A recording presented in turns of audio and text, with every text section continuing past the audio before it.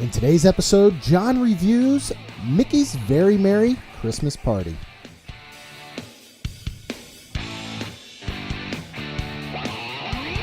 I only hope that we never lose sight of one thing, that it was all started by a mouse. You are listening to the Main Street Magic Podcast with your hosts, Jeremy Stein and John Marone. Hello and welcome to another episode of Main Street Magic. I'm your host, Jeremy Stein, and I am joined, as always, by my co-host and good friend, John Marone. Ho, ho, ho. In today's episode, we are going to hear John review Mickey's Very Merry Christmas Party, which he was able to attend just this past weekend. As always, make sure you check us out on the web at mainstmagic.com, as well as like us on Facebook and follow us on Twitter at mainstmagic. So John, we were both down in Disney this past weekend. We went one day ahead. You stayed one day later so that you guys could do the Christmas party on Sunday night.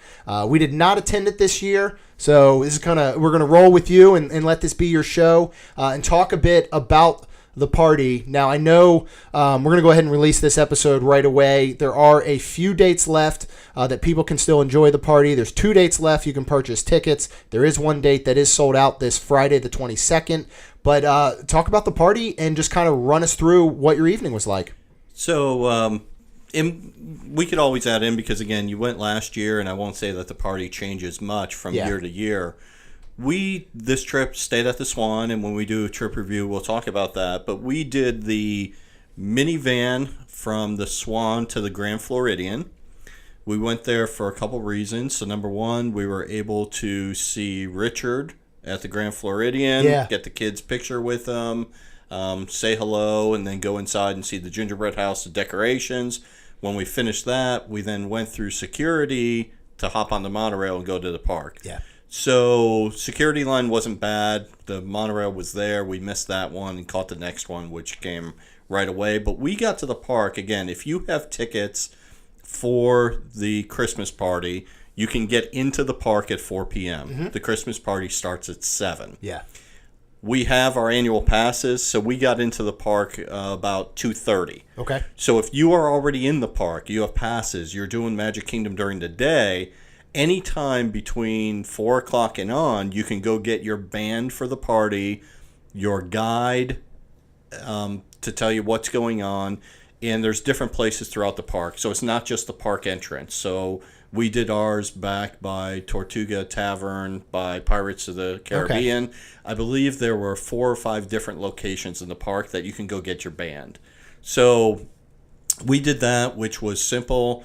At 4, because we did fast passes for Jingle Cruise, Pirates, Thunder Mountain, and then we also went on, we went and watched Tiki Bird just to sit down, knowing that we were going to be there late. Yeah. So give the kids some rest inside. We went back up and we had dinner reservations at Tony's at 5:30.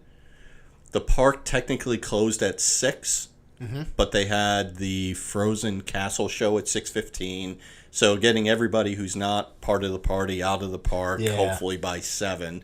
But we were able to do that. If you go to the Firehouse, if you're a person who plays Sorcerers of the Magic Kingdom, they have a special holiday card that's part of your admission. So go get that. If you are not, it's also, as we said, one of our budget things.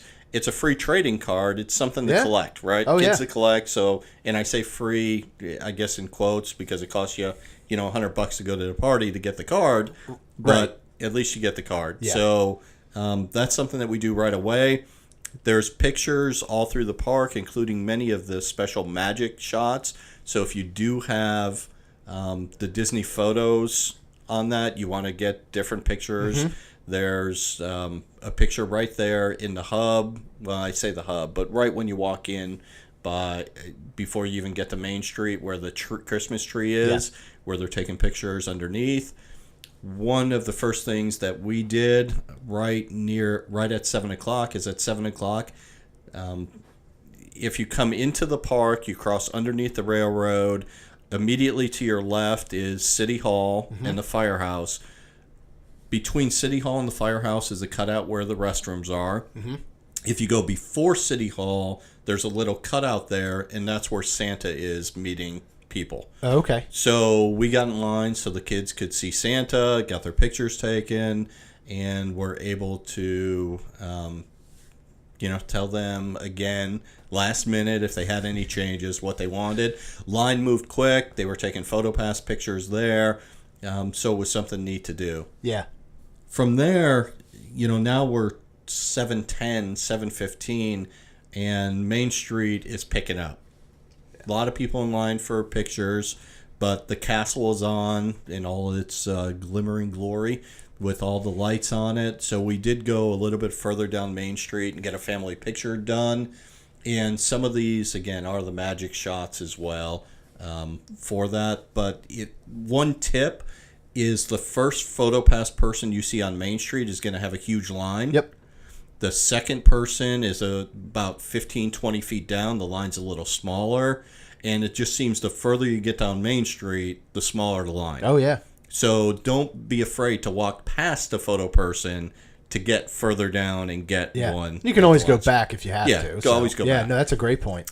One thing that was interesting to Michelle and I is there were a lot of people getting pictures after 7 o'clock that were not part of the party. Of course.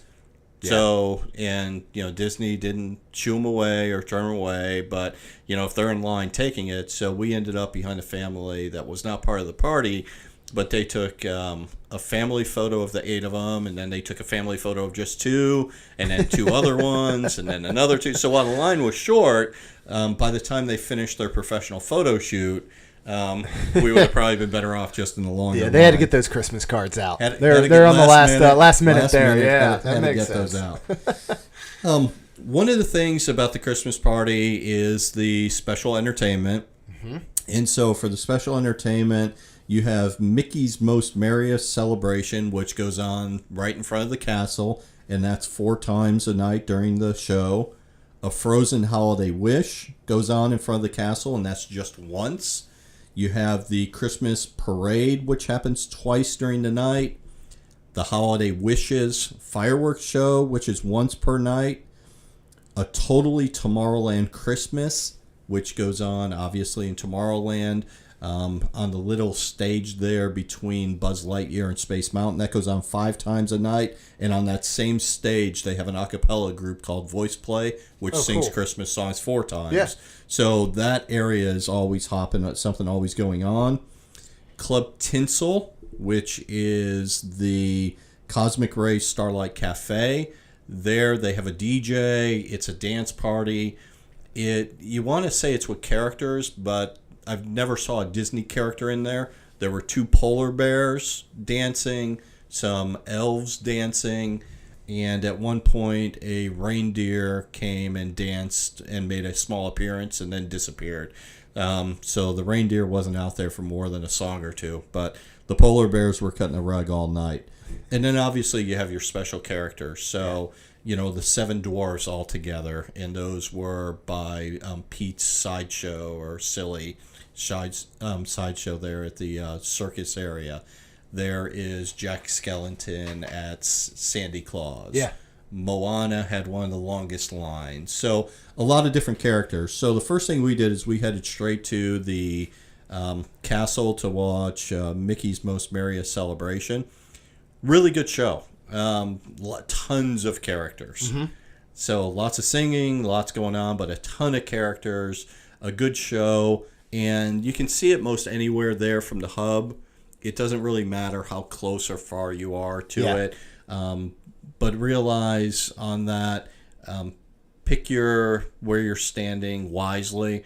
And sometimes you just never know when suddenly the person in front of you throws the child up on their shoulders right when the show starts, and you didn't know that was going to happen. Yeah. Or records with an iPad Pro. Yes, records with the iPad Pro. 32-inch HD TV. Yeah. Yep, puts all that up. But it was a sold-out Christmas party. Okay, I was just going to ask about the crowd since we had experienced the sold-out Halloween party, which was pretty packed.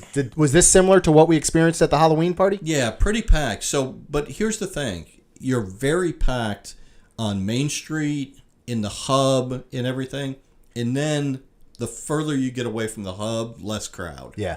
So we did that and then waited through the crowd, and we're out. Yeah.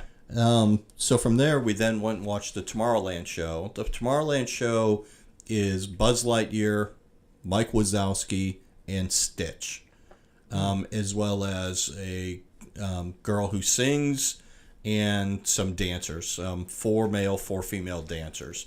So it's a neat show. The premise is unique because Stitch is trying to track down Santa, and hilarity ensues. So As it always does yes. with Stitch. So if you like those characters, then make sure you see the show. But the big show you want to see is obviously the Mickey one. We then went out to head for different cookies and snacks, and the cookies and snacks range from let's see, there were I think 7 different places you can get treats. There's a different cookie at each of those, as well as a different drink at each of those. Okay. So in Tomorrowland, it was a regular old-fashioned Santa sugar cookie, but with it, you got a blue snow cone. Okay. And these are all air quote free. They're all free. Okay. Right. So go up and have as much as you want until your stomach can't handle any more sugar. Love it. Right. That helps keep the kids at the party until midnight. Yeah. Pete's Silly Sideshow was chocolate peppermint crunch cookies, but Nestle's Nesquik chocolate milk. So a container of chocolate milk. So, there was hot chocolate, just a variety of different things on it.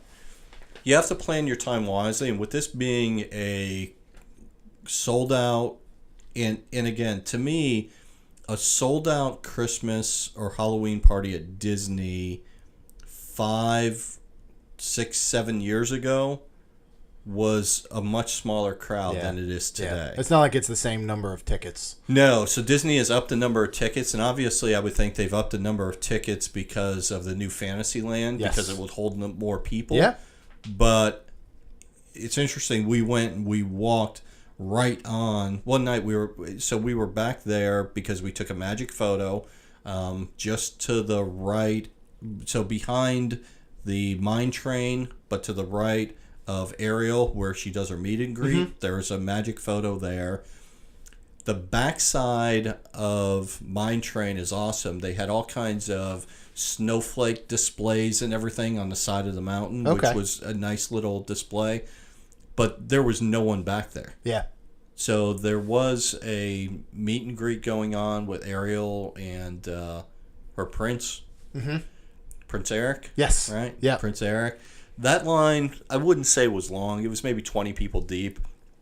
But the ride we went on, and they posted a 5-minute wait.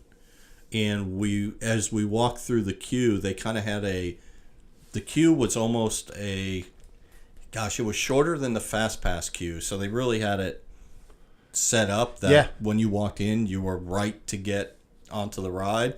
So obviously Disney won't post 0 as a wait time. Right. They post 5, but it was only the walk to get onto the ride. So that's interesting, and something that, again, as we talk more and more to people, or if we ever get to, I'll do a throwback. If you haven't listened to the episode with Len Testa touring plans, something I'd like to talk to him about again is how popular is it? Because it seems like Mine Train is insanely popular. Right. Be Our Guest is insanely popular, but I don't know how Ariel with the meet and greet and that ride is, because it just seems that ride doesn't ever have a huge wait. Right. It just seems like that's an area that not a lot of people make it behind Mine Train. And the queue is built for quite a long wait. Yep. I'm assuming it's for several hour wait with the way that it snakes around and then goes all the way outside from the cave. So that would be interesting to know. Yeah. So we did that, and then started. We watched we saw those 2 shows. We watched the fireworks from over by the Speedway. Okay. Where I'm sure we were snacking on something from one of the spots there. I think at that point we were probably snacking from the dance party from Cosmic Rays, where they had snickerdoodles and hot chocolate. Nice. That's a good from combo. there.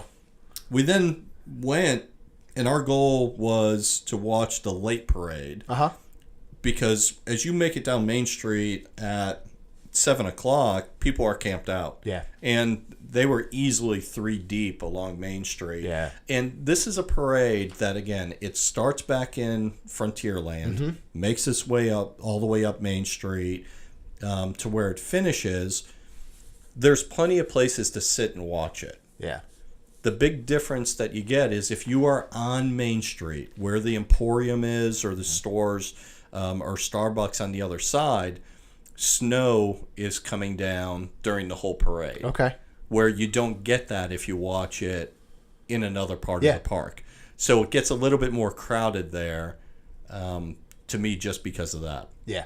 Now, that snow is interesting because, again, hopefully you guys know what it's made of. Snope. Yep, we were covered in it, Yeah. sitting there, because we probably sat for 40 minutes before the parade. We were covered in it, which was fun, but that stuff can get slick. Yeah.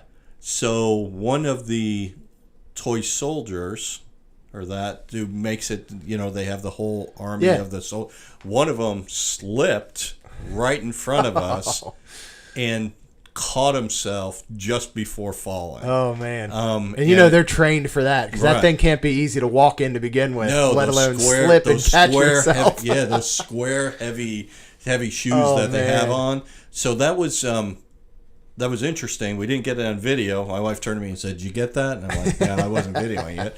I would have felt bad unless he would have fallen. Then I might have turned Had it a in. viral video. Would have had a viral video, and I could have turned it into ABC and collected $10,000. Right? That would have been nice. Yeah, they could have done their tie-in for that. Future tip. Yeah, future tip. Make sure that you're videoing. So the parade, watch it anywhere you want. But my advice is the second parade is going to be less crowded than the first.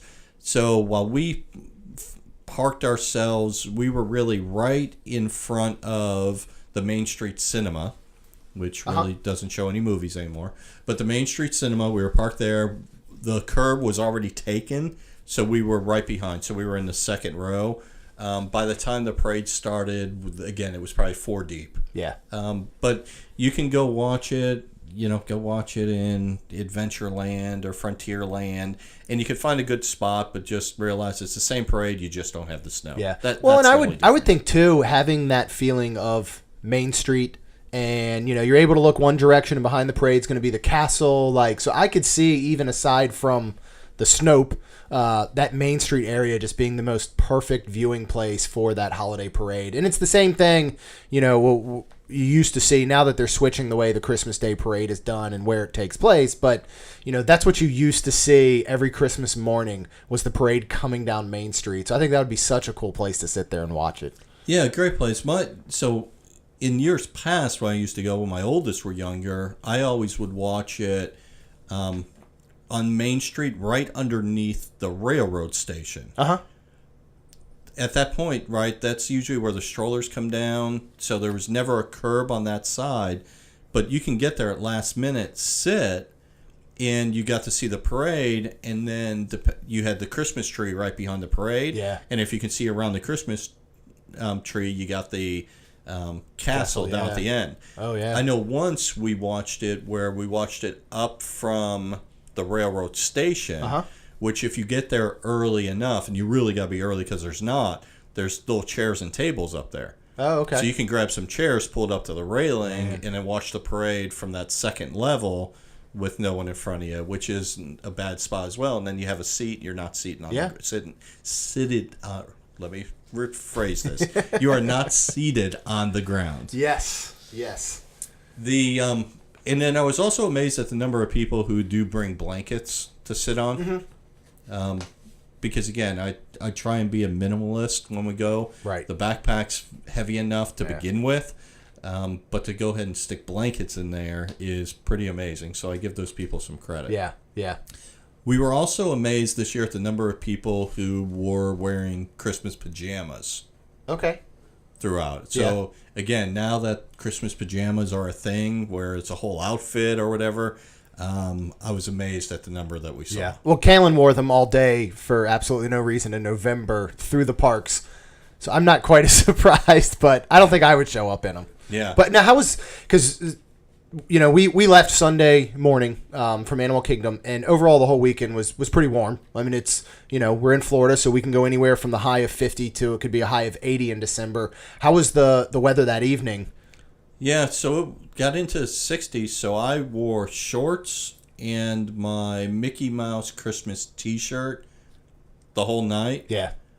The little ones got cold. They wore shorts, but we had a long sleeve shirt that they put on underneath their Christmas shirt. Yeah. And then my wife did the same thing. So we didn't need jackets. We didn't need anything. Yeah. So,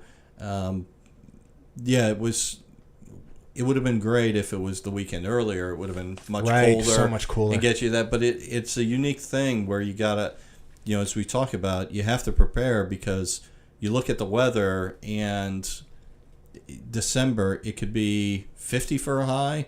It could be 85 for a high. Yeah. And that's kind of what we saw. We looked at the temperatures and they seemed to move up about 5 to 6 degrees after we packed. Yeah. All right. Oh, so we were preparing that the highs were going to be low 70s, and then we got jeans and long sleeve shirts, and then the temperatures are low 80s. Yep. So it was other than that first day for us on Friday, which was nice and comfortable, it was warm the rest of the days. Very. Yeah. Yeah. Well, so what else did you have there? Was anything else you experienced or advice you could give to anybody who may be going to these last couple parties of the year? Yeah, so here's my advice is realize the party's from 7 to 12. If you're going to see the stage show, the fireworks, the parade, you've taken 2 of those 5 hours at minimum. Yeah. That's just how they're laid out. So, when you look at it, the fireworks are at 10, the parade's at 8:30, and then there is a castle celebration at 9:25. Okay. Right? So you can do that. So to line up for the 8:30 parade, you're lining up at least at 8. Yeah. And then the fireworks are done at 10:15. Yeah. So you don't have a lot of time left. So my tips, number 1, our dinner, we had to eat dinner, but our dinner was at 5:30. We were done before the party actually started. Yeah. Which I did see people lining up for dinner at Crystal Palace at 7. Right. 7:15 by the time. Right. Yeah. It's like you paid $100 a person to come in to then pay to eat and miss the whole party. Right. Yeah. The dessert party, that's another added expense if you want to add it on, but there's free cookies and drinks throughout the park. Why do you need the dessert party? Yeah, you have a special viewing area for the fireworks, but the fireworks are in the air and huge. You can watch them from anywhere. Yeah, and if you plan properly, as you just said, and put yourself at a certain spot within those good viewing areas, why that extra cost? That's great. So you don't have to do the extras. If it makes it special for you, great. To me, do the extras at the dessert party for Epcot or for Jingle Bell, Jingle Band, but not for the Christmas party where it's a hard ticketed event. Right. Yeah. 5 hours, if you're taking anywhere from 2 to 2.5 or 2 to 3 to watch the shows and the parade, you don't have a lot of time for everything else. Right. And to me, it is about the extra events. It's about the special pictures if you get them done. It is not about the rides. So that's where get in at 4 and do your rides between 4 and 7. Do your rides between 4 and 6 and then realize that's my rides. I'm done. We did Main Street. We did Tomorrowland. We did Fantasyland. And we did, I still call it Toontown Fair. Yeah. We did that. We never made it to Liberty Square, to Frontierland, or Adventureland during the party. Right.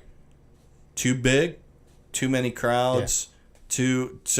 You got to pick and choose also where you're going to stay and plot what you want to do and plot what the family wants to do as well. Like the kids want to do the dance party. They want to do some of that stuff. You got to earmark some time for it. So realize, to me, it's not how many rides can I do in 5 hours. It's can I go at a decent pace, see all the shows, which to me is what you're paying for. Because the rides are there 365 days a year. Right. Yeah. Right. Definitely. You're paying for the extra that's not there. Right. For those 365. So realize what you're going there for, and you do, like anything, you got to have a plan ahead of time for where you're going to sit, where you're going to go, what time you're going to see those shows. Because if you walk in the park and then start looking at the times, if you're with a child, can they make it to the 11 o'clock parade? Mm-hmm. If they can't, you have to do the early one. Right. And then you're probably leaving the park after the fireworks. Yeah. If they can stay up, I advise do the late parade. It's the easier one to be able to get seating, and then you can get enough done during that. If you get caught in the hub early on, realize you might be there for a while. Right. Yeah. Hours. Yeah. So if you say, I'm heading right up and I'm going to, I'm going to catch that Mickey show at 9:25 and the fireworks are 10 and the parade just finished, good luck getting to the castle at 9:25. But if you get there, you're stuck there till 10:30. Yeah. Right? But so when we were heading from Tomorrowland by the Speedway to get towards Main Street for the parade, the number of people flooding out of the hub towards Tomorrowland, we were the only 4 people going against the grain. So that's not a bad thing. Yeah.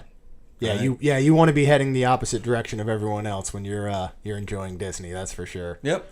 So otherwise, it was great. Another good time. We'll see. Next year, the Halloween party to us is a given. Yes. To that, I love the Christmas party. We'll see whether we do it again next year or not. My wife is so on it just because she says the crowds are getting too big. Yeah. But again, we're going. If you go to a Christmas party in November, the crowds are fine. Right. You're just a month and a half away from Christmas. Right. And you risk temperatures. Yep. And you risk some of those things. Yep. So yeah, and I'll be interested. We were so close last minute to going to the party, and just decided against it. And for us, it isn't so much about the crowds as it was cost at this time of year, because it can get expensive. But again, it's certainly something that is well worth that hard ticket event. And as we've said in the past, if you're not an annual pass holder, or you're planning your trip and it's a week-long trip during the Christmas season, that may be a day then that you hold off on buying a park ticket, obviously, for that day. And so it's just the same pretty much as buying a regular park ticket. So work that into your plans, and then it's not as though, well, I already spent $100 on a park ticket today. Now I've got to spend another $100 on the Christmas party. You can look at it as, well, I'm just spending that $100, which includes the Christmas party in a sense. And realize for that $100 you have from 4 to midnight, so you have 8 hours in the park. Yeah, it's a lot of time. If you don't do it, the park is 9 to 6. Yeah. So you get 9 hours in the park. Right. So for the same price, you're losing an hour, but you're gaining all the shows. Definitely. And the parade, which again, the only time you can see the Christmas parade is at the Christmas party. Mm-hmm. Unless you are at Disney starting now, right, until New Year's, which is if you're an annual pass holder and you have blackout dates, you're blacked out. Yeah. So if you have anything with a blackout date, you cannot see the Christmas party unless you attend. You cannot see the Christmas parade unless you attend the Christmas party. No, makes perfect sense to me. Well, I love it. This was a great review you offered. Hopefully this gave some more information to all of our listeners out there. While you're out on iTunes checking this show out, make sure you subscribe. And, of course, while you're there, just leave us a rating and review. That's all we got for now. We'll see you real soon.